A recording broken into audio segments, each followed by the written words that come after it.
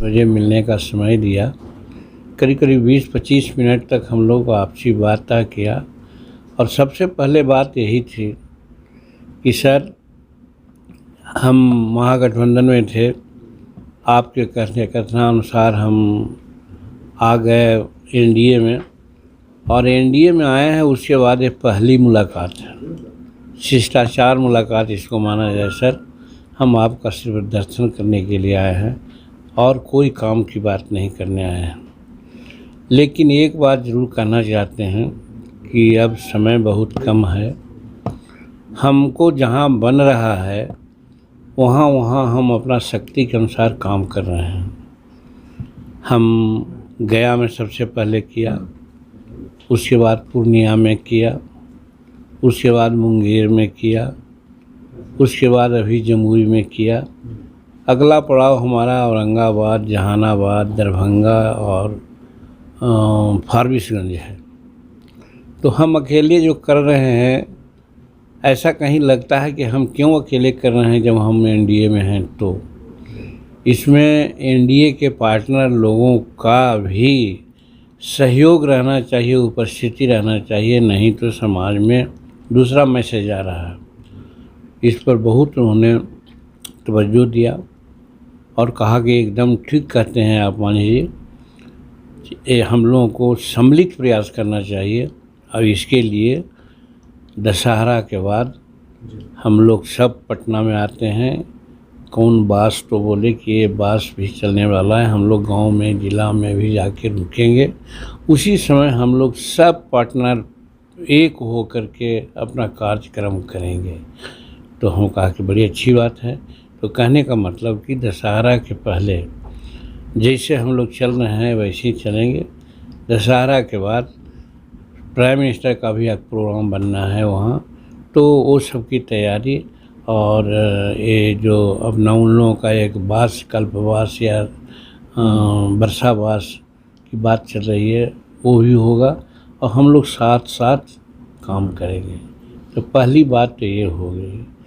और दूसरी बात, हमने उनको अवगत कराया कि चाहे G20 का मामला हो, चाहे चंद्रमा पर जाने का मामला हो, या फिर फाइनेंशियल स्थिति का मामला हो, या नारी शक्ति बंधन अधिनियम का मामला हो, इन सारे माध्यमों से गांव-गांव, बच्चा सब लोग वाकिफ़ हो गया है।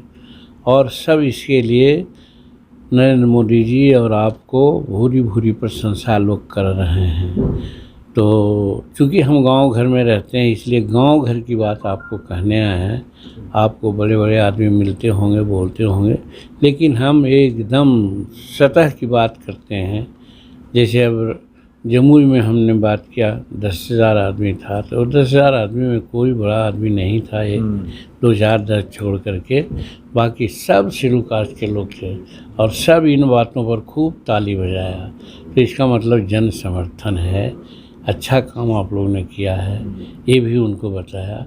और फिर हम साफ कर दिया कि बहुत लोग टिकट की बात करते हैं, तो शुरू में ही हम आपसे बात कर दिया था कि आप हमारी औकात को क्या तौलते हैं, इसके आधार पर आप हमको जो भी सीट देंगे हम वो सीट स्वीकार करेंगे और कोशिश करेंगे कि अपना सीट के साथ साथ अन्य सीट यानी 400 सीट बिहार का प्रधानमंत्री की झोली में हम लोग डालें, इसका हमारा प्रयास है। तो इसलिए हम सीट की बात आपसे करने नहीं आए हैं। तो उस पर भी उन्होंने कहा कि जो दशहरा के बाद हम लोग बिहार में स्टेशन करेंगे, बात करेंगे, सारी बात उस समय हम लोग कर लेंगे। दशहरा के बाद कोई निश्चित तारीख भी उन्होंने नहीं, कोई समय नहीं। दशहरा के बाद उन्होंने कहा हमसे, ऐसे हो सकता है मन में उनका कोई डेट रहा हो, लेकिन हमसे जो बात हुई वो हुआ कि दशहरा के बाद हम लोग बिहार में जुटेंगे। एक सवाल सर इम्पोर्टेंट है, नीतीश कुमार को लेकर के उन्होंने क्या कहा, कुछ बात हुई नीतीश कुमार की? हाँ, एनडीए में वापसी की बात, हमने ठीक ही कहा। हम तो इस बात को नहीं कहना चाहते थे, लेकिन हमने उनको कहा कि एक तरफ डंका बज रही है नरेंद्र भाई मोदी जी की जो 4 काम गिनाया उससे न हिंदुस्तान में बल्कि समूचे संसार में।